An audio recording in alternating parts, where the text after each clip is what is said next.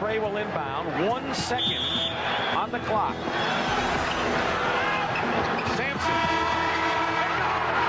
It goes. It's over. A miraculous shot by Ralph Sampson has given the Houston Rockets a trip to Boston for the NBA World Title.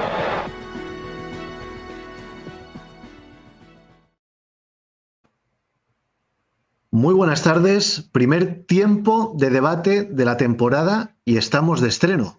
Lo primero, eso sí, saludar a mis dos compañeros que me acompañan hoy. Javi Carnicer, muy buenas tardes, ¿cómo estás, amigo mío?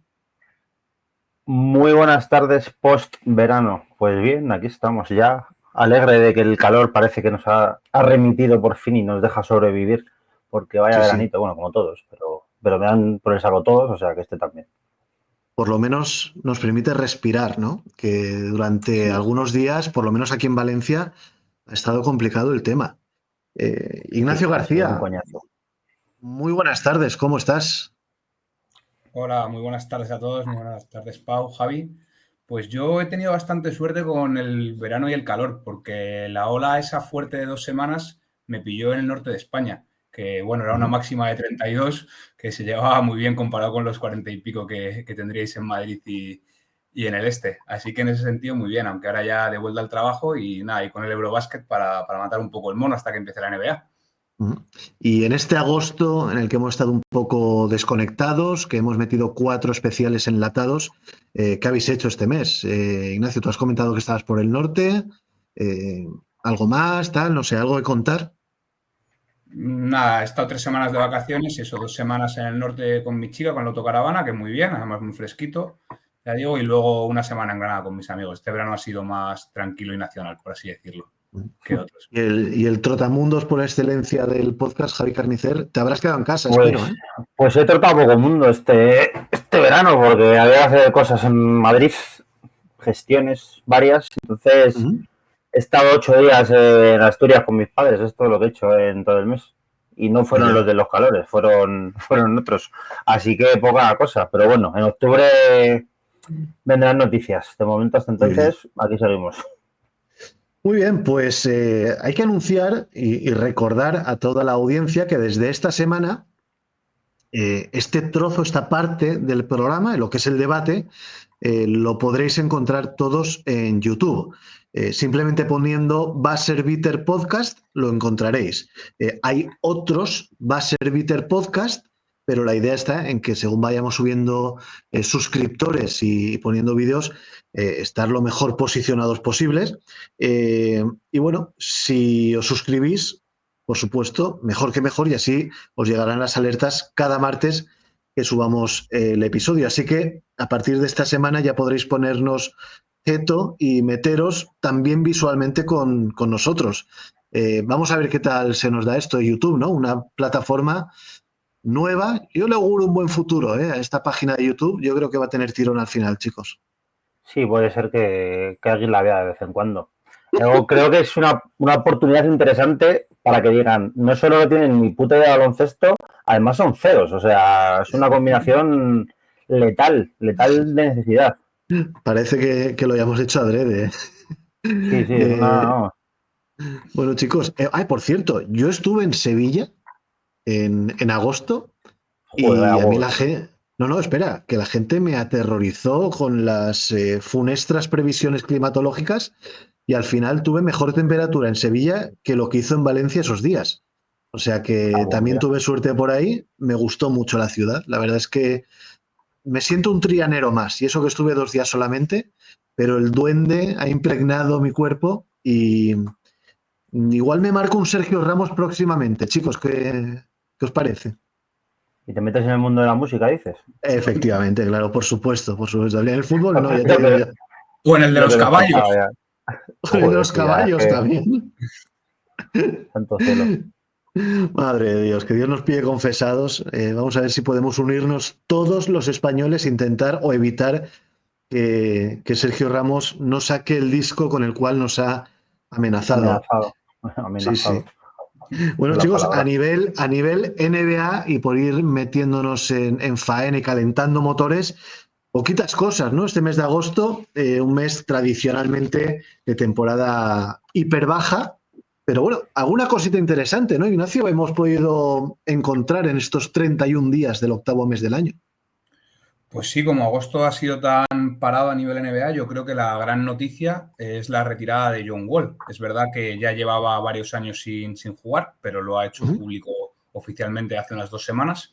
Y bueno, es verdad que nos quedamos con unos últimos 5 años de John Wall que quizá no son el jugador que fue y que ha sido, y sobre todo ese inicio que tuvo con los Wizards, que yo creo que es lo más cerca que ha estado Washington de ser un equipo competitivo en los últimos 40 o 50 años prácticamente.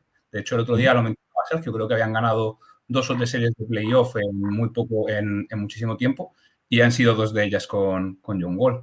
Entonces, podemos ir repasando un poco su carrera, porque es un jugador que, ya digo, la lesión y estos últimos años en los que no ha jugado, pues quizá nos hagan verlo más alejado, pero que sí que ha tenido una importancia muy grande en una década prácticamente de la NBA. Fue elegido en el número 1 del draft de 2010 por Washington Wizards. No había mucha duda porque ya en la universidad había estado en Kentucky bajo las órdenes de Calipari, que además dicen que lo adoptó como si fuera un hijo. Había hecho muy buenos números y era indudablemente el número 1 del draft para todos los apostadores. De hecho, se consideraba que era un atleta excepcional, eso lo ha demostrado siempre, y yo creo que también de ahí que esas lesiones le evitaran volver a ese nivel tan grande. Una vez que se lesionó, su atletismo perdió y nos quedamos sin ese gran jugador. Así como datos muy destacables de su primer año, ya en los 3 primeros partidos batió el récord de robos de la franquicia con 9, un dato en su tercer partido. Y también ese primer año de rookie alcanza su primer triple-doble. Lo curioso es que van a pasar 4 años hasta que va a ganar el siguiente triple-doble. O sea, va a conseguir el siguiente triple-doble. Y bueno, ya digo, para mí ha sido la bandera de los Wizards prácticamente en el siglo XXI. Sí, sin duda. Ha tenido 4 participaciones en playoff y 2 series ganadas, creo. Una, además, bueno, ahí perdieron en 2017-18, creo recordar que perdieron contra Boston en segunda ronda, pero en el sexto partido tengo la imagen de ese tiro ganador que mete para forzar el séptimo partido, que es increíble. Entonces, ya digo, formó ahí una dupla con Bradley Beal que parecía que los Washington Wizards podían haber llegado a avanzar más en playoff, a ser un equipo competitivo. Llegaron a quedar quintos en la conferencia este en 2014. Y bueno, pues un jugador con un recorrido extenso. Solamente un quinteto en NBA, que además fue tercero, 5 veces All-Star, pero sí que ha tenido mucha más imagen, yo creo, que lo que estos números. A mí me ha sorprendido. Esperaba verle en varios quintetos NBA y primero, segundo, que solo se haya tenido un tercero, me ha sorprendido mucho. Y bueno, 5 All-Stars, eso también es un poco por la lesión. Y bueno, si queréis podemos comentar algunas cosillas también de un poco de su pasado y su vida personal, pero si queréis primero analizamos su trayectoria deportiva. De lo que es el John Wall persona, desde luego, Javi, un jugador excepcional, con un motor tremendo, con el cliché, o sea, personificaba perfectamente lo que es el perfil del base del siglo XXI, muy rápido, muy físico, muy anotador, más en penetración que en tiro y con una dirección más regular que otra cosa. Pero desde luego yo creo que John Wall se puede decir que cumplió las expectativas, ¿eh? Sí, a ver, yo creo que era mejor director de lo que se tiende a pensar. Tiene 3 años en 10 asistencias o más, que joder, me parece que no hay tantos jugadores que consigan eso. Es cierto que parece como que arrastra mucho esa fama de base más anotador y tal, pero yo creo que al final, viendo sus números y demás, es un jugador más completo de lo que parecía. No estoy tan seguro de que sea la imagen de los Wizards del siglo XXI. Creo que Arenas tenía un carisma y una cosa y un pico también superior al de Wall, aunque también menos años buenos. Pero bueno, pueden estar ahí compartiendo un poco esa época, ese puesto, digamos, de estrellas de los Wizards, que por cierto es una franquicia también que no se le suele nombrar mucho cuando se habla de la mala suerte histórica, pero algo pasa ahí, porque joder, cada vez que tienen un equipo bueno, unos jugadores buenos y demás, se derrumban además, se derrumban solos, porque tanto Arenas como Wall son 2 tipos que parecían llamados a la grandeza de largo recorrido y acabaron cayéndose de un día para otro prácticamente por lesiones, en el caso de Arenas por lesiones más otras cosas, pero se cayeron casi del guindo de un día para otro. Pero bueno, Wall sí, al final cumplió esto, tuvo años muy buenos, Lo que pasa que la lesión le devastó totalmente. Cuando empezó a bajar el físico, se quedó totalmente incapaz de proseguir y al final, Sí, bueno, fue una claro. carrera mucho más corta de lo que hubiésemos deseado. Porque es que era un jugador que dependía muchísimo del físico por velocidad y potencia. Claro, una vez se rompe, además con lesiones gravísimas, creo que es un Aquiles y tal, pues claro, adiós al John Wall estrella, porque luego, una vez volvió en Houston, dentro de lo que cabe, no estuvo mal, se va a más de 20 puntos, 7 asistencias, es verdad que tira regular. Luego, ese ego desmedido que tienen los jugadores estrellas de la NBA le hace perderse toda una temporada completa negociando una posible salida de Houston que no acabó de llegar y luego ya en la cuesta abajo de su carrera en los Clippers tampoco está mal como suplente, como base suplente, yo creo que cumple decentemente y ya está. Lo que pasa es que con 32 años él dice adiós, Ignacio, a la NBA por la puerta de atrás, pero posiblemente tuviera más recorrido si se hubiera adaptado a su nuevo rol. Algo difícil, como nos demostró en su momento Carmelo Anthony con las estrellas de turno, ¿no? Sí, pero para mí es distinta la historia de John Wall que la de Carmelo Anthony, porque al final la lesión de Wall es en diciembre de 2018, más o menos. Creo que esa no es una lesión tan grave, pero ya ese año, pues bueno, no termina bien del todo y ya creo que es a finales de temporada cuando directamente se rompe del todo, que encima esa segunda lesión se le infecta después de la cirugía. Y vamos a estar hablando de que está 2 años prácticamente sin jugar cuando los Sí. Wizards le traspasan en 2020, creo que sí, en 2020 le Sí, en traspasan 2020. a Houston Rockets por Russell Westbrook, justamente. Entonces también yo creo que hay son 2 años enteros sin jugar un solo partido de la NBA y vuelve bien, vuelve como tú has dicho, juega 40 partidos con los Clippers, hombre, es verdad que a lo mejor un poco egoísta y demasiado anotador, encima el tiro, como ha dicho Javi, nunca había sido su fuerte, pero bueno, no vuelve mal. ¿Qué ocurre? Que está cobrando un pastizal, porque encima, un año antes de la lesión, había firmado una extensión de contrato que no sé si en su momento fue la más alta, pero debió estar ahí, porque fueron 170 millones. Y claro, él se vio también en 2022 con la opción de ejercer su player option. Eso sí, ¿en qué equipo? En unos Rockets que se estaban haciendo completamente el harakiri porque Harden se había ido, tal. Entonces, claro, ni el equipo quería que John Wall jugase, ni a John Wall le venía del todo bien jugar, pero iba a renunciar a ese pastón. No sé si yo lo habría hecho, la verdad. O sea que No, no. entiendo lo que dices de que esos últimos años no se ha ido quizá con esa elegancia de gran jugador, pero también hay una serie ahí de situaciones que le marcan que yo creo que son graves. Además, John Wall, aparte de este problema de lesión que le afectó mucho mentalmente, poco antes perdió a su madre por un cáncer y durante la pandemia perdió a su abuela. Además, tiene una historia de infancia muy, muy dura y por lo que él ha mencionado en algunas ocasiones, esos problemas, tanto de las lesiones como el fallecimiento de su madre y de su abuela, le llevaron a una oscuridad muy grande. No sé si incluso parecido a lo que ha vivido Ricky Rubio, pero algo similar. E incluso yéndonos a sus orígenes, no sé si conocíais que el padre de John Wall había estado en la cárcel por delitos violentos y de hecho John Wall apenas le vio fuera de la cárcel.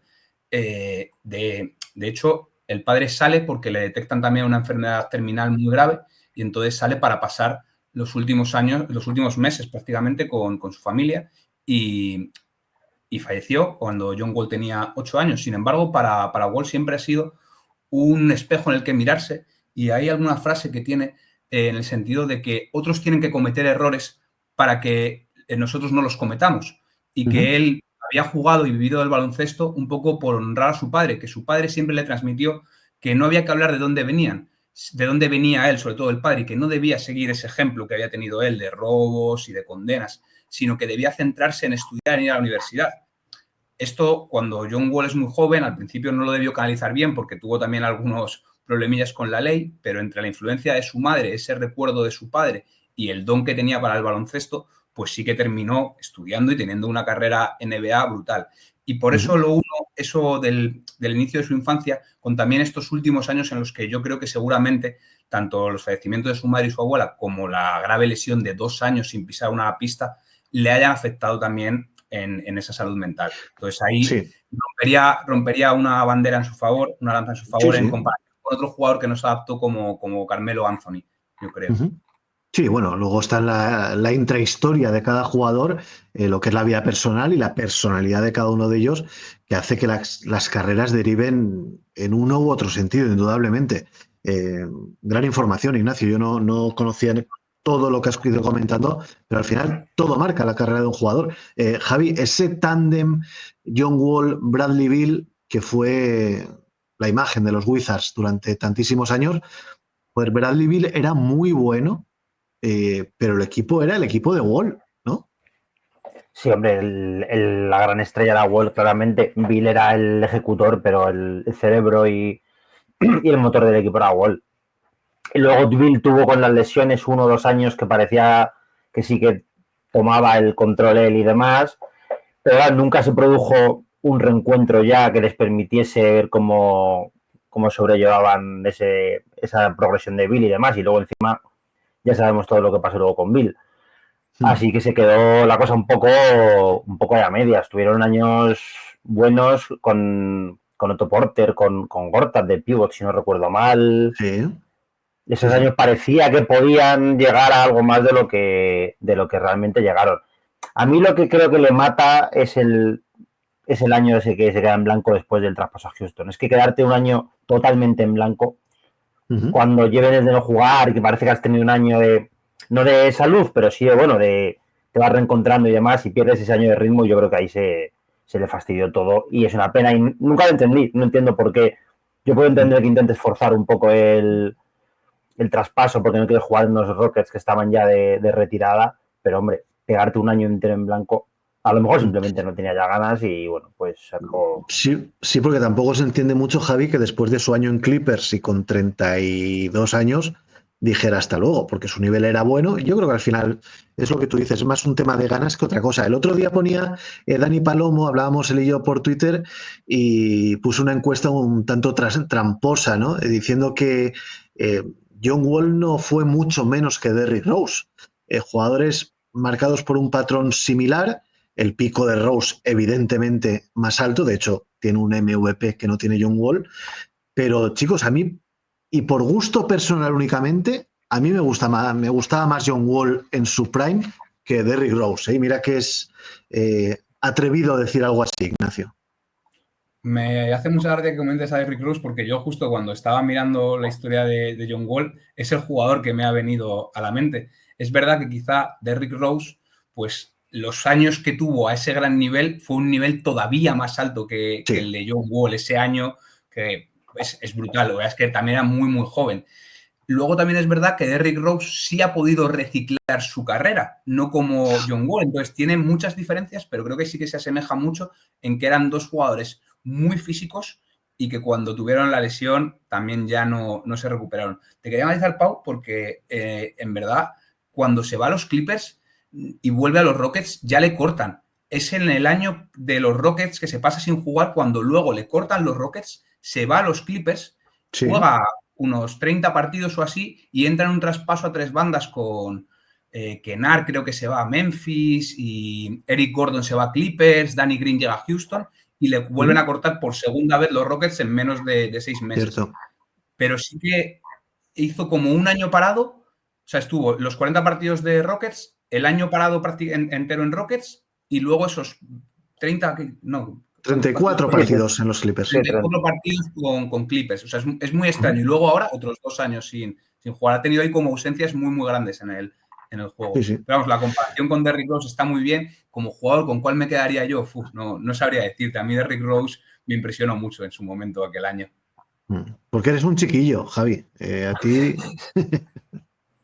Es que Rose tiene un año realmente. 2 a lo mejor. 2 y alguno. Pero de nivel de... O sea, tiene el año de MVP, sí, pero luego los otros años son de nivel de Wall. A lo más, del mejor Wall. No superiores, desde luego. O sea, y es que Rose se acaba mucho antes. Que pasa que luego, efectivamente, Rose sabe tener una carrera que, bueno, no es pues lo que apuntaba a ser cuando eres el MVP más joven de la historia, pero una carrera decente y útil, mientras que estés incapaz de adaptarse a otra cosa. Así que bueno, al final por eso creo que la carrera de Rose en general es superior. Pero desde luego en cuanto a pico, tienen más años buenos Wall que Rick Rose, desde luego. El que también ha anunciado su retirada, el muy granuja, es Jeremy Lin. Después de 5 años fuera de la liga, el Insanity ha anunciado también que se retira. Y bueno, también hay que hablar de él un poquito, ¿no? Un jugador que fue una estrella fugaz con ese picazo en los Knicks, con partidos en los que parecía el mismísimo Isaiah Thomas, Javi, y luego la cruda realidad le fue bajando a tierra, pero bueno, fue un jugador muy, muy reconocido, con mucho hype, ¿no? En aquella aparición, ya te digo, mega fugaz. Sí, tuvo su momento. Encima lo tuvo donde lo tuvo, claro, que ayuda mucho. Es que es una historia como muy... El tipo que no es nadie, que de repente en los Knicks tiene una oportunidad por las circunstancias y lo peta, además con el origen asiático para darle un toquecillo como exótico, todo muy bonito y tal, pero claro, en el fondo es una historia de, como hubo otras, de un mes bueno, solo que a él le valió un buen contrato en Houston, ¿fue? En Houston creo que fue precisamente, sí. Houston, ¿no? Y bueno, pues le valió un buen contrato y ganarse la vida. Ya luego nunca más se supo. Yo creo que el primer año de Houston, si no lo recuerdo mal, no lo hace mal, ¿no? O sea, ya no ese nivel de parecer que tal, pero... Yo creo que en Houston cumple bien, lo que pasa es que luego se va diluyendo y acaba siendo olvidado, vamos, fue engullido. Claro, al final cumple pues como un base de ramplón, o sea, ramplón, pues justito para ser titular. Mira, estoy mirando ahora que ya me acordaba. Primer año en Houston, juega titular los 82 partidos, ojo. Sí. 32 minutos, 13 puntos y asistencia, pues sí, bueno, está bien, pero claro, no es la furia aquella. Llegó a estar entre los que más camisetas vendían, además fue una cosa... Sí, claro, en los muy loca. Sí, de hecho, muy loco aquello. Se dice que Carmelo Anthony le cogió pelusa a Jeremy Lin porque se llevaba muchos más focos que él. Y bueno, fue, pues eso, una estrella de paso, ¿no? En el Madison, Ignacio, no sé si recuerdas algo de Lin.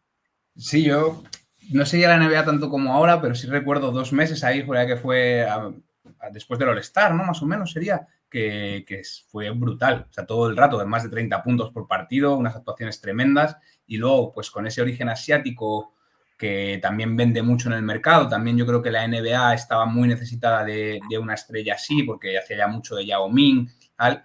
Pues yo creo que tuvo, vamos, lo que tú has dicho, una estrella fugaz y también se conjugó todo para que le saliera estupendamente. Y lo que ha mencionado Javi, luego no fue un jugador tan malo como yo creo que también está en el recuerdo, que casi parece que hizo aquello de los Knicks y luego nunca volvió. Y hombre, sí que tuvo algún año más o menos decente. Lo que pasa es que la expectativa también se había colocado tan alta que nunca la alcanzó. Y luego la historia esta de que él dormía en el sofá de su compañero Landry Fields. Bueno, como ven en la historia los americanos, que en eso son inigualables. Javi, muy sueño americano todo. Sí. Otro de los personajes del mes de agosto es el grandísimo filósofo Michael Porter Jr., nuevo jugador de los Nets, y que nos ha dejado un mes para el recuerdo, ¿eh? Espérate que me he tenido que apuntar las perlas del amigo Porter, porque vaya, no sé, siempre da la impresión de estar un poquito al borde de no estar muy allá de la cabeza, y para mí el traspaso le ha terminado de desequilibrar. A ver, que creo que me voy apuntando, se me vuelve alguna, que ha sido muy intenso. Según he ido, me voy acordando. Lo primero que dice es que le molestaría tener un hijo gay al tipo. No sé muy bien por qué, pero le molestaría tener un hijo gay. Luego que cuando que eso ya, ahí de momento ya está descubriendo sus cartas, ¿no? Ya está diciendo... Sí, ya estás demostrando que eres un poquito, no voy a decir la palabra, que nos valen de YouTube en el primer programa sería un poco... No, pero ya está diciendo, abrochados los cinturones, que esto viene fuerte, ¿eh? Claro. Luego que cuando él jugaba en el instituto, que ganarían sin problema a las mujeres del All-Star de WNBA, porque ellos eran auténticos hombres... Porque ya no es decir, podríamos ganar, no es que nosotros éramos auténticos hombres y todo un rollo muy de macho alfa.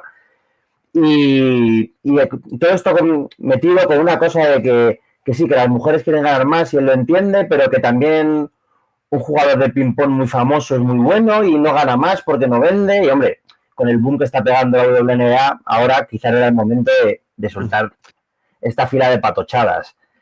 Luego se autocalifica, creo, como el mejor tirador de la liga, excepto por Stephen Curry. Bueno, pero vale, eso, por lo menos... Podemos respetar eso, ¿no? ¿O qué? No, pero bueno. Pero por lo menos respeta a Curry. Dices tú, bueno, venga, enhorabuena. Luego también tiene unas declaraciones un tanto turbias, hablando de que, porque le preguntaban por el tema de las apuestas de su hermano y demás, y dice que, bueno, que los jugadores tienen como vicios el desarrollo de las apuestas, y el suyo de las mujeres, por eso cuando está alejado de Dios y no está leyendo su palabra, no puede quitar las manos de ella, que es una combinación de cringe con machisteo, pero con intentar ser fiel a la palabra de Dios de una forma un poco rara, no sé, es como todo lo casposo y lo malo que puede tener la cultura yankee, mezclada ahí de una forma con un batiburrillo bastante chungo. Y esto lo enlaza cuando se pone a decir, es que a ver, espérate que me acuerdo cómo era la movida, que él, primero que las mujeres de hoy en día quieren que las mantengan sin hacer nada. No sé con qué mujeres se juntará el bueno de Michael Porter Jr. Entonces que por lo menos le tendrán que cocinar. Por lo menos, claro. Cuando él conoce a una mujer, le gusta, él lo llama hacer abogado del diablo y enseñarle vídeos de Andrew Tate, que es, entre otras cosas, un proxeneta convicto, para ver cómo reaccionan. O sea, es que es una pila de... Es una pila de desfases que a mí me recuerda a, no sé, a lo de Kai Jones estos años últimos, algo de eso, de decir, se te está yendo la cabeza, pero... Yo te digo una cosa, Javi, yo de su época en Denver siempre se dijo que del todo amueblada la cabeza no llegaba a tenerla, pero esto, Ignacio, deja en agua de borrajas esa afirmación. Ahora mismo, con todo lo que nos ha contado Javi, es el perfecto imbécil de la NBA. Pues sí, la verdad es que sí, y es que da igual a qué palo le dé. Si habla sobre su vida personal y sobre valores, la lía, pero también si habla sobre baloncesto, sube el pan, porque aparte de lo de que es el mejor tirador después de Curry, él está a la misma altura que Kevin Durant, creo, y que otros podrían llegar a estar a su nivel, ha dicho algo así. También el tipo se cree que es el que más entrena. Nadie tira más que yo, nadie va al gimnasio más que yo.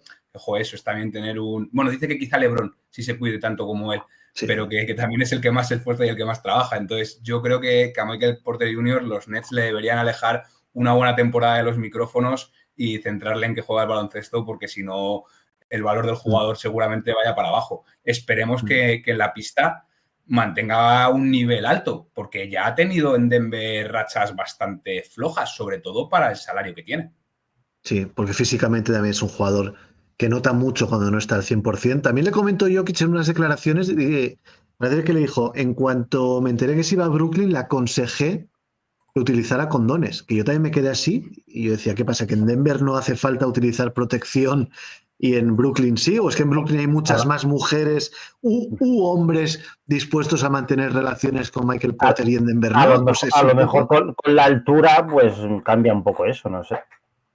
Pues puede ser, no sé, igual la altura de Denver ha sido espectacular. El mes de Porter Jr. Una exhibición de cretinismo importante y sobre todo que cuando vienes de que te traspasen porque has hecho unos playoffs que han bordeado el ridículo en la mayor parte de los momentos y todo el mundo te señalaba ya desde hace un par de años como el eslabón débil del equipo, precisamente porque no estás al nivel cuando tienes que estarlo. Entonces, no sé, un poquito más de humildad y un poquito menos de autoecharse flores y luego ya de todo lo demás que, en fin, no sé, no hay mucha cosa que opinar, yo creo. No nos da para opinar esto. En este mes de agosto hemos tenido un ranking. Aquí en Base Arbiter no somos muy, muy amigos de los rankings, pero CBS Sports ha sacado el top 25 del siglo XXI. Un ranking en el que más o menos todos los jugadores pueden ser comparados entre sí, y a mí me parece bastante atinado, y me parece que merece ser comentado porque vamos a desgranar un poquito este ranking, a ver qué os parece. CBS pone como los 3 mejores jugadores del siglo XXI, y en este orden, LeBron James, Stephen Curry, Tim Duncan. Yo lo primero que tengo que decir, y el 2 de Stephen Curry, y me alegró muchísimo que alguien por fin se acordara de Tim Duncan a la hora de hablar de la grandeza de los jugadores históricos, porque yo me he cansado de ver rankings en el que ponen delante a Shaquille O'Neal, a Kobe Bryant, y el otro día lo hablaba con Manuel de la Baloncesto, Ignacio.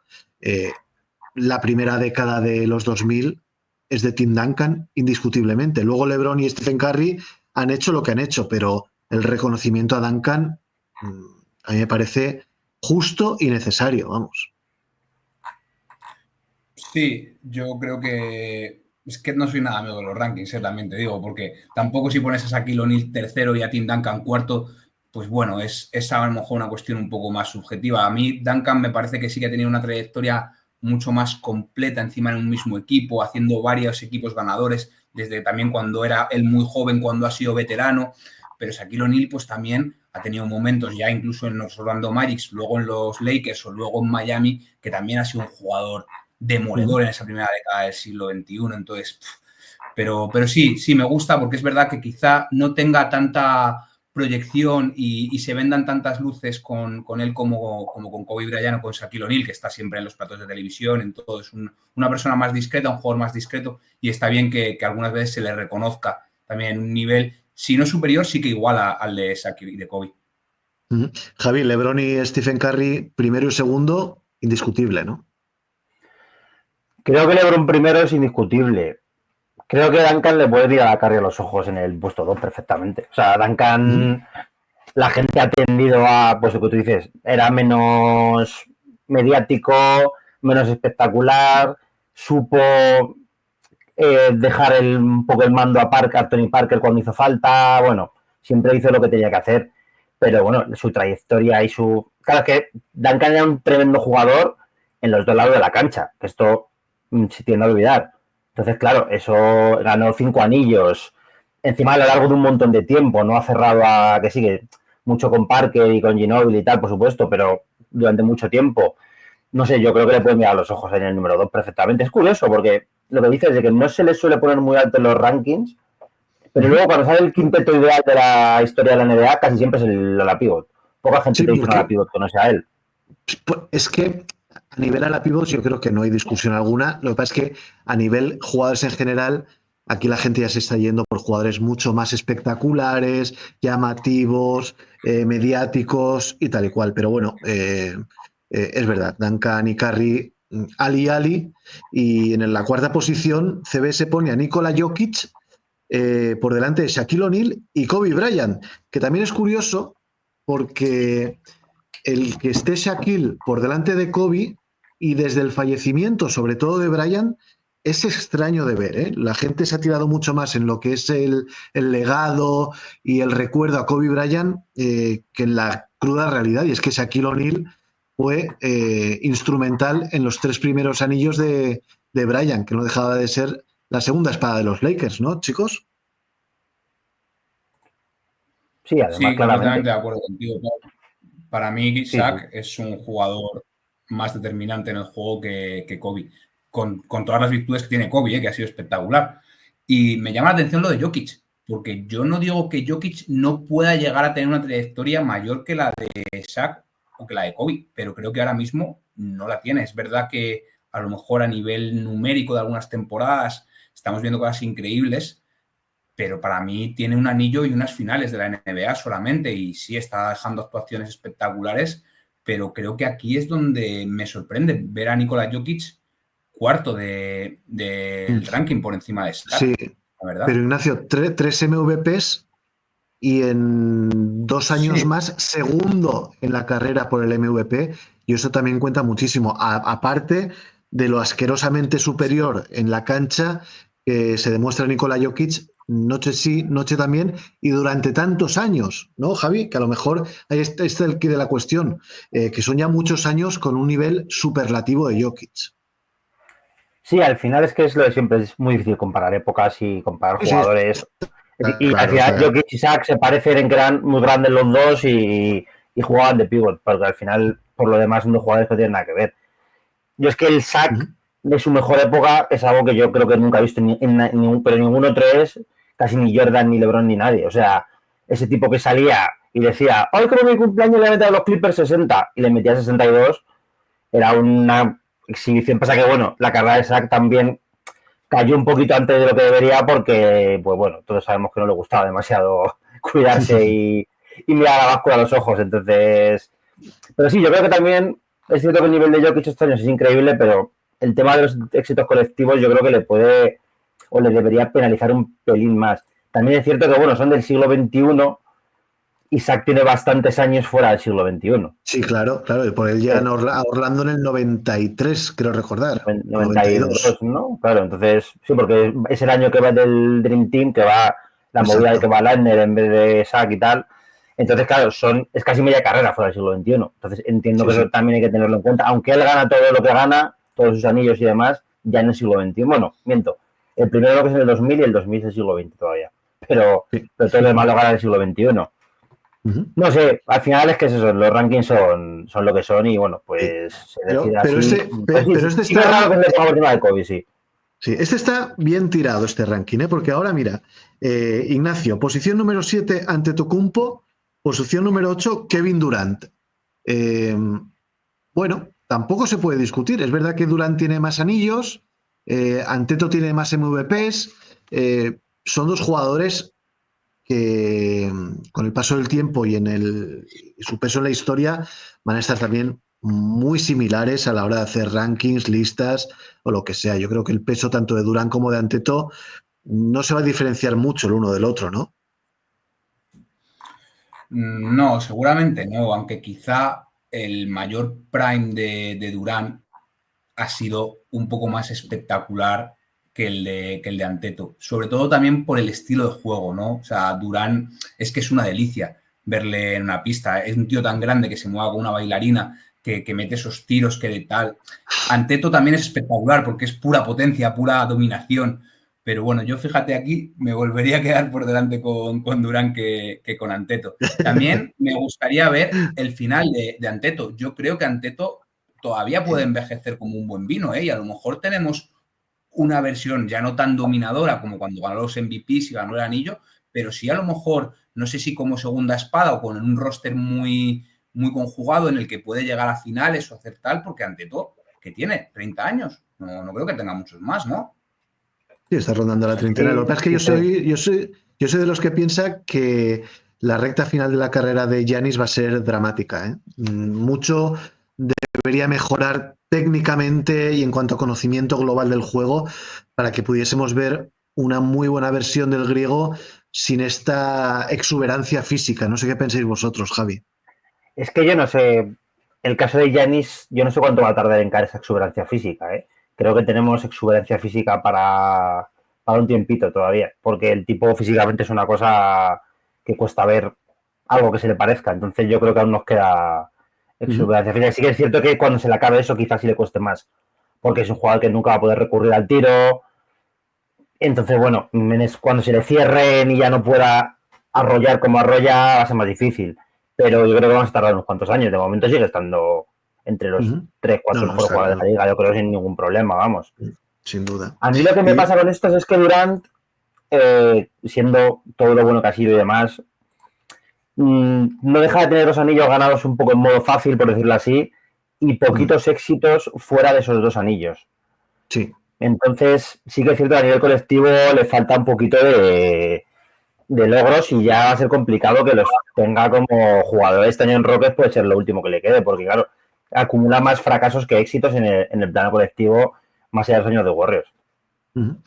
En el 9 y en el 10 ponen a Kevin Garnett y a Dirk Nowitzki, dos de los mejores ala pivots sin duda de la historia, que coincidieron en el tiempo y con carreras, Javi, muy, muy similares. Un anillo cada uno, un MVP cada uno, pero en este caso yo creo que sí que han premiado algo más.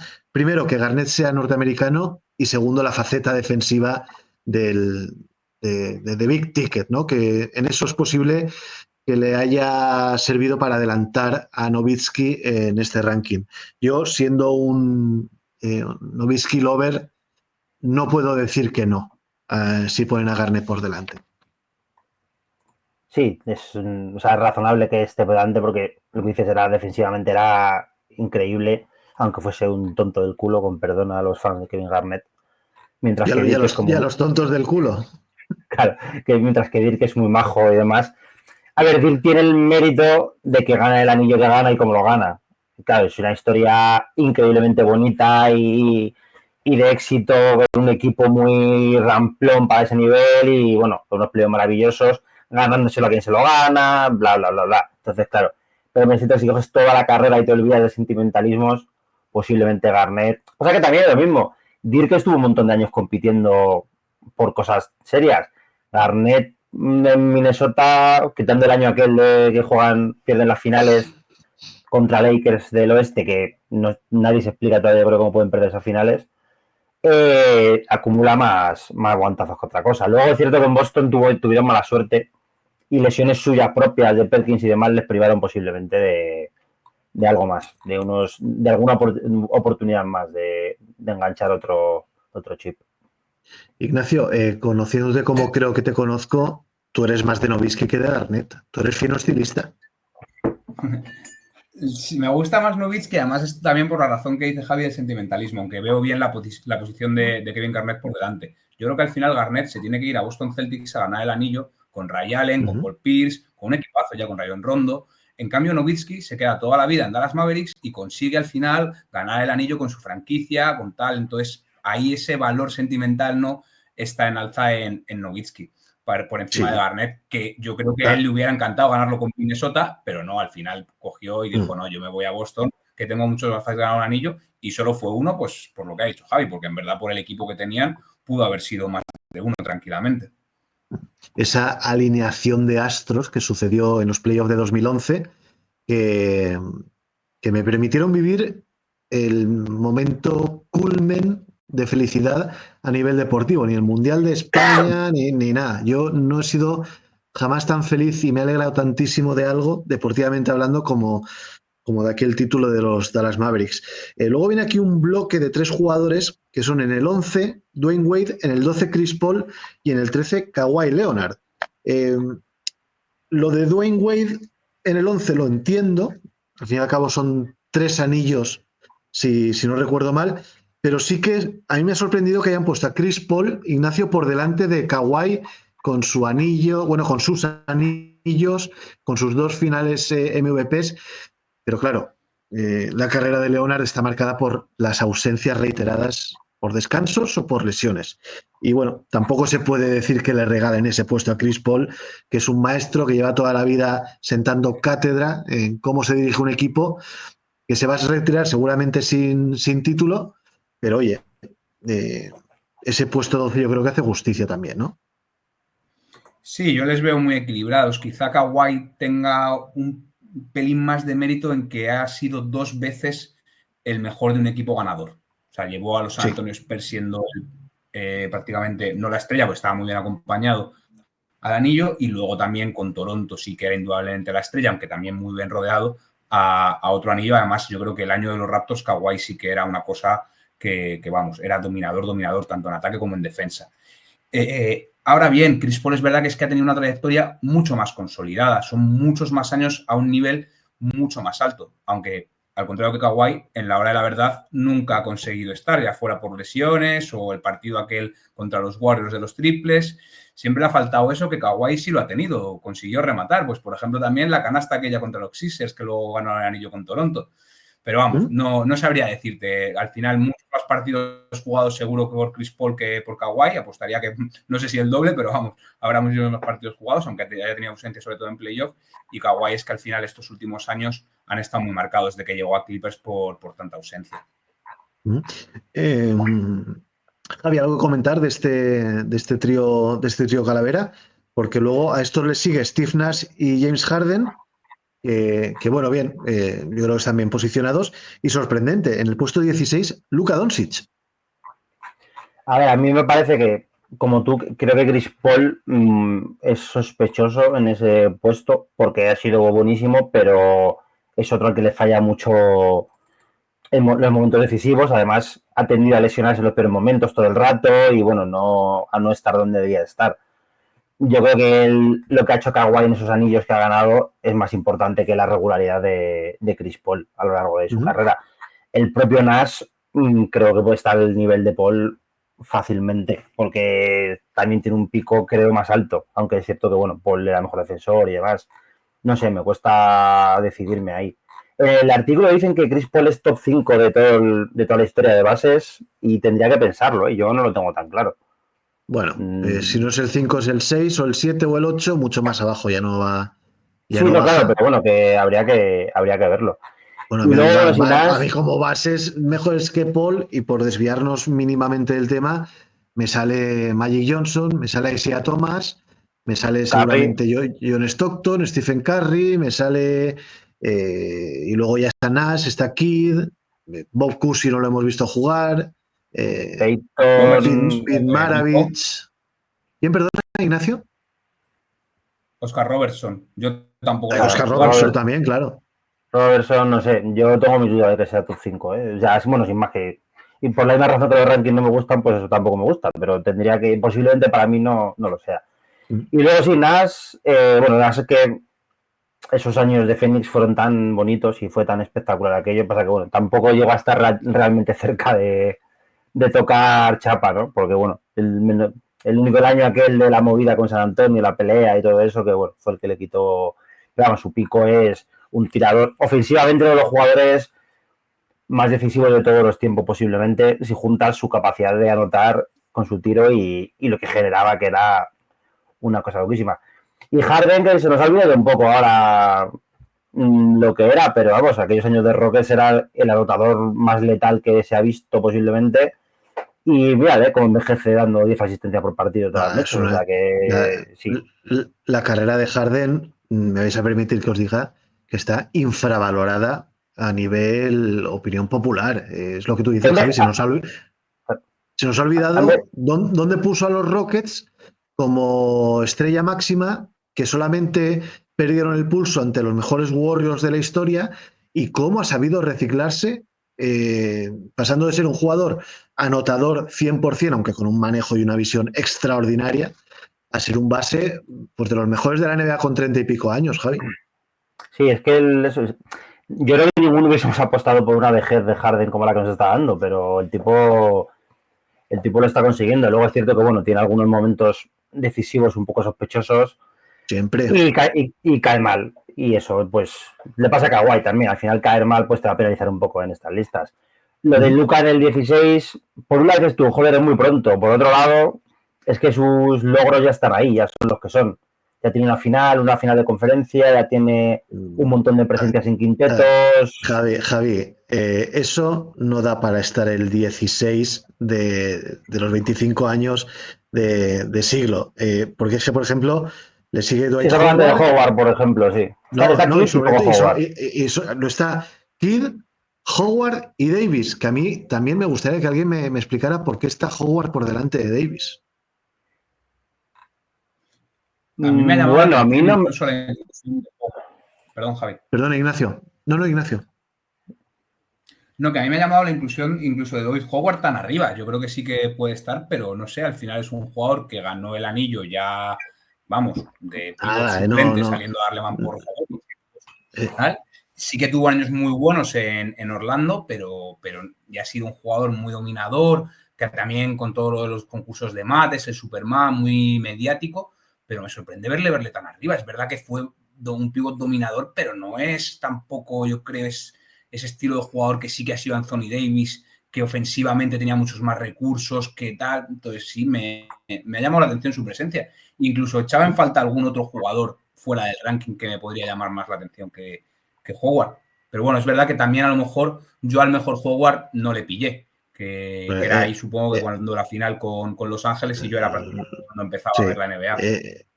Una final, Javi, a la que llega Orlando, pero en el que el macho alfa de aquellos playoffs fue Turkoglu en Orlando, fue el que le salvó el culo a Howard, ¿eh?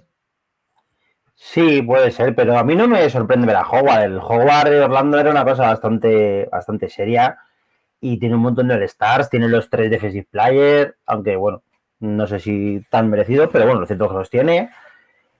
Y es que, claro, Davis como jefe es otro que acumula una pila de fracasos enormes. Fracasos creo que tiene un año en playoff, siendo de todos los que estuvo en Pelicans. Entonces, claro, eso también tiene que pesar un poquito. Ese rollo de que cuando tú fuiste el jefe no fuiste capaz ni de acercarte a los objetivos. Entonces, bueno, a mí tampoco me parece. Creo que lo que consiguió Howard como jefe de filas es bastante más de lo que consiguió Davis. Luego, si Davis tiene el año del anillo, sobre todo con Lakers, donde él es tremendamente importante y obviamente es un jugador que ofensivamente se merienda a Dwight Howard todos los días de su vida. Y defensivamente no hay tanta diferencia. No, de hecho a lo mejor era mejor defensor Davis en general, en el sentido de que es cierto que son otras épocas, pero que era un defensor mucho más versátil que Dwight Howard. También, bueno, a Howard se lo come un poquito Pau en aquellas finales, que precisamente Gasoft es el que te saca de tus casillas en eso. Eso también fue bastante gracioso. Oye, ¿echáis a Pau Gasol en falta en este ranking? Yo justo iba por ahí. O sea, bueno, no es que le echen falta, pero para mí la discusión de Howard o Gasol tampoco sería tanta locura. O algún otro jugador, por ejemplo, Lillard o John Wall, John Wall quizá no, que lo hemos hablado antes, pero Paul Pierce, Tony Parker, tal, pues igual también sería mencionable. Kyrie Irving incluso creo que se podría llegar a colar. No me parecería tampoco una locura. Javi, Gasol.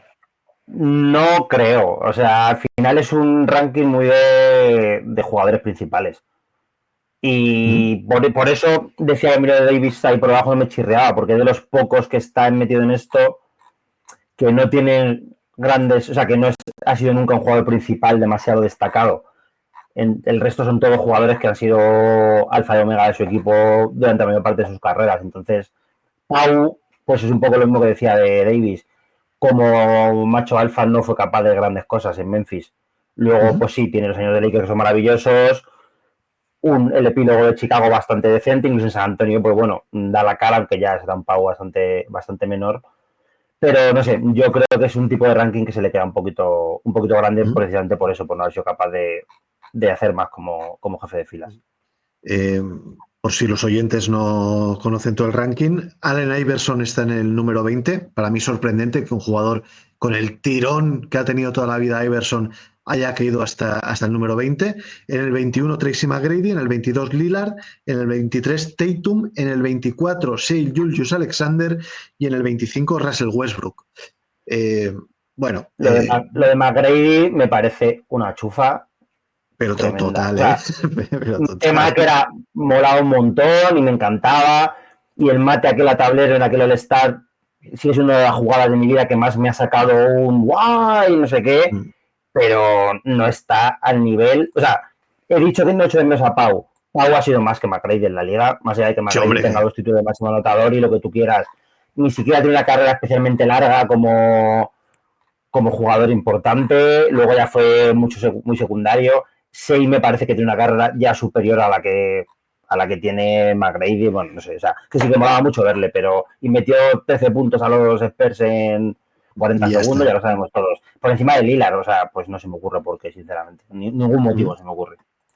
Ausencias: Carmelo Anthony, Chauncey Billups, Chris Webber, Pau Gasol.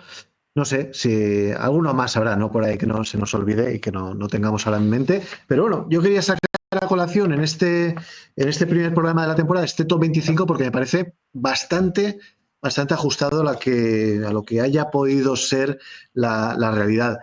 Chicos, ¿algún apunte más de actualidad antes de encarar la recta final del programa?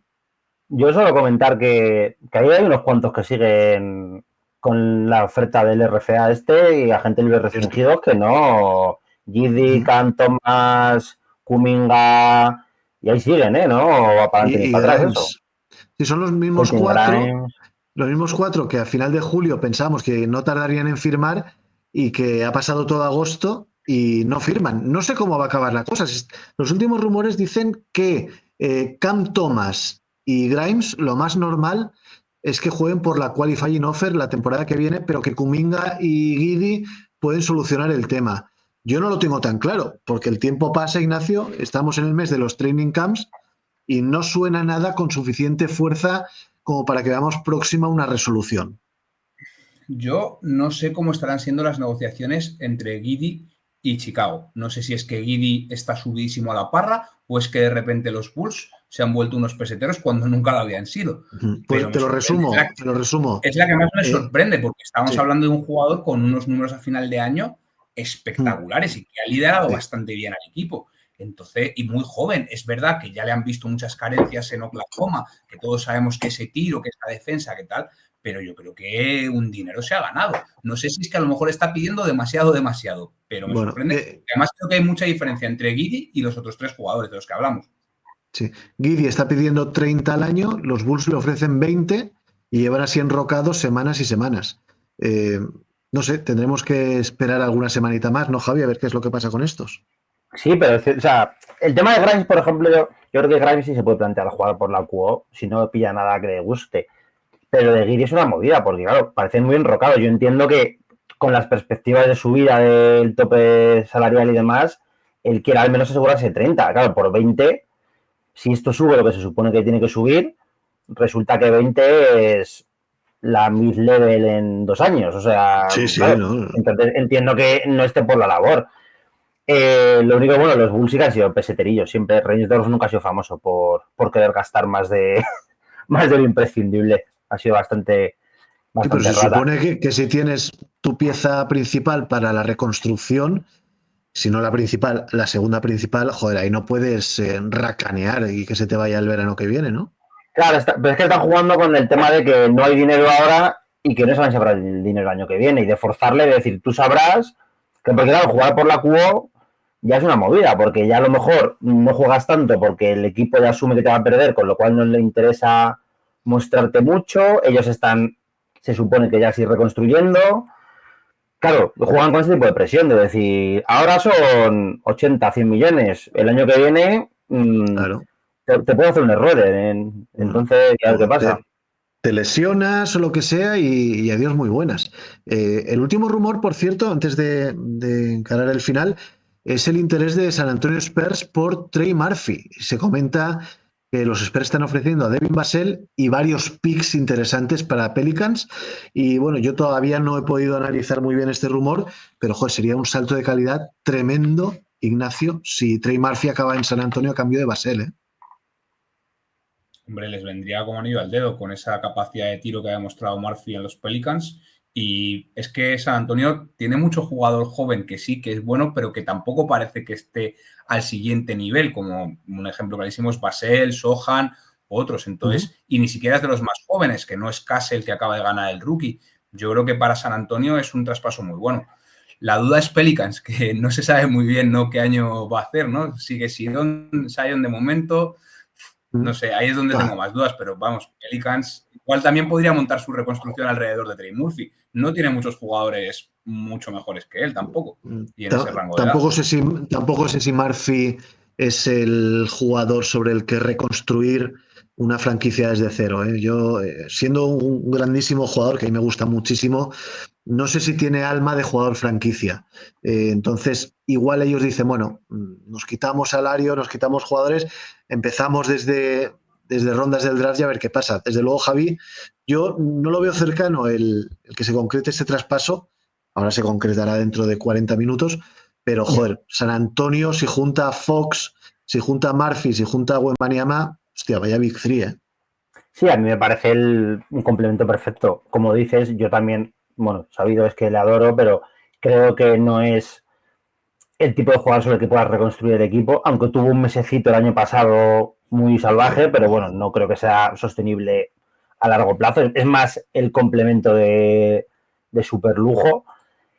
Pero bueno, no sé si los Pelicans van a querer traspasarle. Claro, picks. ¿Qué significa picks? Si picks son 4 picks de primera ronda, a lo mejor sí. Si picks es la primera ronda dentro de 2 años y media docena de segunda, pues claro, depende mucho de qué incluye esa palabra. Y Vassell es que me parece que se queda en terno de nadie. Es poco más que relleno salarial. Es un buen jugador, apañado, pero creo que poco más. También lo de Murphy, lo que te comentaba antes, ya por comentarlo también ya que estamos, lo que leí que los Warriors estaban fijándose en él y que decía un periodista, no sé quién era, que consideraba que en un Sign and Trade por Kuminga era un objetivo factible. Yo no sé en qué mundo los Pelicans van a quitarse a Murphy por Kuminga recién renovadito, vamos, o sea, me parece una locura, pero absoluta, pero bueno, parece que con los Warriors y los Lakers todo lo que suene es como, bueno, podría ser, porque son quienes son. Te voy a comentar los picks que daría San Antonio a los Pelicans, lo saca Fadeaway Wall, ni puta idea quiénes son, y están hablando de, ahora te lo digo, que bajo la rosquita un poco. A ver, picks. Joder, tío, lo había visto antes y ahora aquí está. Primera ronda swap de 2026, la más favorable entre San Antonio y Atlanta. La primera ronda de 2027 de Atlanta y la de 2031, una primera ronda swap, la más favorable entre San Antonio y Sacramento. A priori son rondas medio altas, pero ninguna clara de lotería, ¿eh? No, a mí no me parece gran cosa, la verdad. O sea, fiarte a que Atlanta no llegue a ningún sitio estos años, que bueno, nunca llega a ningún sitio, pero tampoco nunca se hunden. Es ahí como se quedan siempre como que sí, ni para ti ni para mí. Y una ronda de 2031 de claro, la más favorable es Sacramento. Siempre que esté Sacramento por medio suena, uy, cuidado. Sí. Pero poco, no sé, no veo yo. Vaya usted a saber, vaya usted a saber. Sí. Igual, bueno, chicos, encaramos encaramos la recta y Baseli Sohan, por ejemplo, o alguna cosita así, ¿no? Claro, o sea, al final yo creo que si San Antonio quiere dar ese salto de calidad, va a tener que poner a Cassell o a Harper encima de la mesa. No sé si es Murphy lo que tiene que llegar, pero creo que si pretenden desprenderse de Basel y de Sohan, el pick que acompañe tiene que ser bueno para que llegue un jugador que de verdad les deis impulso, y si no, yo creo que les tocaría un poco eso, no probar a Harper y dar al número 2, que seguro que vas a tener ofertas muy potentes, o quitarte al rookie del año y también recibir un jugadorazo. Y no sé, también te digo, no creo que tengan prisa por decidirlo. Igual pueden esperar todo este año para ir viendo. Y mientras sí sacar un paquete un poco más normal por esos jugadores Basel, Sohan y alguno más tienen, yo creo, ¿no? Estos años han drafteado mucho de jugador medio. Sí, alguno más hay por allí. Bueno, chicos, primer buzzer beater de la temporada y tenemos test, por supuesto, tenemos el trivial y vamos a jugar porque a la gente le encanta y ya vamos a ver. Claro, ya que hablaba de paquetes, vamos a ver cuán paquetes sois vosotros en el conocimiento de la historia. Recuerdo las normas, son muy sencillitas, son 10 preguntas alternativas, 2 puntos si aciertas y 1 punto si aciertas en el rebote. Vamos a empezar con el veterano Javi Carnicer y para ti es la primera pregunta. ¿Qué jugador de los Lakers tuvo la seria intención de asesinar a su entrenador Paul Westhead en 1980? Bueno, en los 80, vamos, no sé si era 82, 83. Spencer Haywood. Sí, señor. Muy bien, Javi. He visto Winning Time. Sí, estás... Y me leí el libro y todo, sí, estoy... Sí. Atrapado por sus adicciones tóxicas a primeros de los 80, Haywood llegó a contratar un sicario para que fuera a por su entrenador. O sea que una cosa de locos. Ignacio, te estrenas en el trivial y vamos con esta pregunta. ¿Cómo se llamaba el comisionado que precedió a David Stern? Precedió, o sea, que va después. No, antes.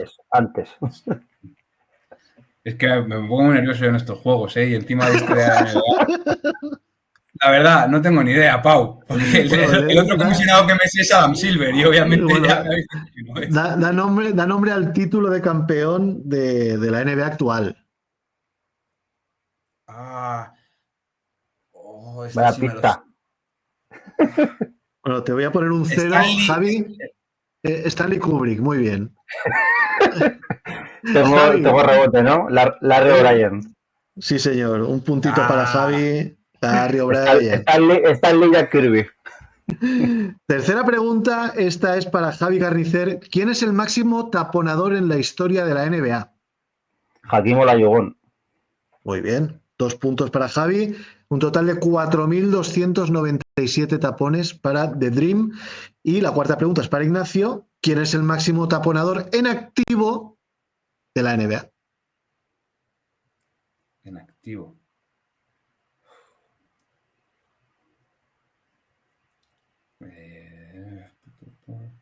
Uy, tenéis intríngulis esta, ¿eh? Rudy Gobert. No. Rebote para Javi. Pues Anthony Davis, ¿puede ser? Brook López con 2.209 tapones. Era mi otra opción. O sea, digo, uno de estos tiene que ser, sí. Vamos con la quinta, Javi. LeBron James lleva jugados 1.562 partidos de regular season. ¿En cuántos no fue titular? Yo creo que ha sido titular siempre, ¿no? Yo voy a decir cero. Rebote para Ignacio. ¿En 2? Sí, señor. Un puntito para Ignacio. Salió de suplente el 11 de diciembre de 2007 tras una lesión en un dedo que le hizo perderse 5 partidos y el 26 de marzo del 23 tras una ausencia de 13 encuentros por una lesión en un tendón del pie. Un puntito para Ignacio García que se estrena. Le toca a Ignacio. ¿A cambio de qué jugadores fue intercambiado Carmelo Anthony a los Knicks en 2011? Dime 2 de los 4. Dios, ¿quién se fue a Denver allí? Sí. ¿Qué año era, Pau? ¿Me puedes repetir? 2011.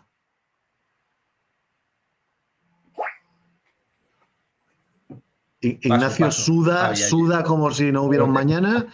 Javi. Pues sé seguro que uno fue a Gallinari. Sí. Joder, tengo su camiseta de los Thunder. Gallinari es uno seguro. ¿Y quién pudo ser? A ver. ¿J.R. Smith? ¿Pudo ser otro? No. 0 puntos. Wilson Chandler, Danilo Gallinari, Timofey Mozgov y Raymond Felton, más 3 picks y un swap. Y a Nueva York llegaron Carmelo, Chancey Billups, Sheldon Williams, Anthony Carter y Renaldo Blackman. 0 puntos en esta pregunta. Mozgov, madre mía. Sí. Qué malo era el cabrón. Javi, ¿a qué jugador llamaba Andrés Montes Morcelli? A Doc Christie. Sí, señor. 2 puntitos. Doc Christie por su parecido con el atleta argentino de 1500, Nureddin Morcelli. Argentino no, Pau. Era Argelino, sí. Octava. Ignacio, de actualidad. ¿Qué equipo metió más puntos por partido la temporada pasada? ¿Puedes repetir, Pau, que se ha quedado un poco trabada Sí. la opción? ¿Qué equipo metió más puntos por partido la temporada pasada? ¿Los Pacers? No, rebote. La temporada pasada. ¿Oklahoma? Cleveland Cavaliers con 121,9, seguido por Memphis con 121,7. Pregunta número 9 que va para Javi. ¿Qué jugador ha anunciado a través de un vídeo su cambio de dorsal del 13 al 8? No tengo ni puñetera idea. Vamos, o sea... Ignacio García. Michael Porter Jr. No. Jaren Jackson Jr., tras 7 años llevando el 13 en Memphis, ha optado por el 8. No sé muy bien por qué, pero lo ha anunciado. Primera noticia que tengo al respecto. Ni me había enterado. Para eso estoy yo, Javi, para enseñarte el camino e informarte diariamente. Camino recto.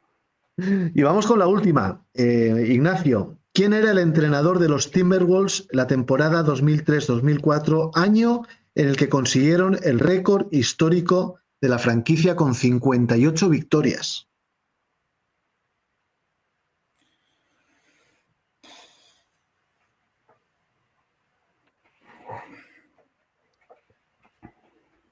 Javi. ¿Flip Saunders? Sí, rebote. Sí, señor, Flip Sanders estuvo en los Wolves desde el 95 hasta 2005, luego volvió en la temporada 14-15, último año en activo para él y que pasó a mejor vida pocos años después. 8 puntos para Javi Carnicer, abusón, un punto para Ignacio García, que promete mejorar en el próximo test, ¿no, Ignacio? Se tienen que notar la vejez ya, los años de vida. Los años. Prometo no volver cuando haya test. Eso es lo que prometo. Muy bien, chicos, pues hasta aquí el Buzzer Beater de esta semana, el primero de la temporada, el primero en la plataforma YouTube, ya sabéis, podéis encontrarlo poniendo Buzzer Beater Podcast, y la semana que viene comenzamos con las previas y empezaremos con la división del campeón, los Thunder, o sea, con la división Northwest. Javi Carnicer, muchísimas gracias por haberte pasado por Buzzer Beater. Muchísimas gracias a ti, a Ignacio por compartir esto y a la gente que nos escucha y ahora que nos puede ver también. Exactamente. Ignacio García, perdona por la encerrona, pero quiero verte por aquí más veces, ¿eh? Sí, yo estaré encantado de venir siempre que me llames y muchas gracias por haberme invitado, lo pasa muy bien, muchas gracias también a Javi y muchas gracias a los que nos escuchan y nos ven. Espero que por lo menos se rían un poco de mí al final del programa. No, de ti no, de ti nunca, contigo como mucho, ¿eh? Y a todos vosotros, fieles oyentes de Buzzer Beater, el próximo martes mejor no lo sé, pero más sí, y comenzamos, lo dicho, con las previas. Un abrazo muy fuerte, hasta luego.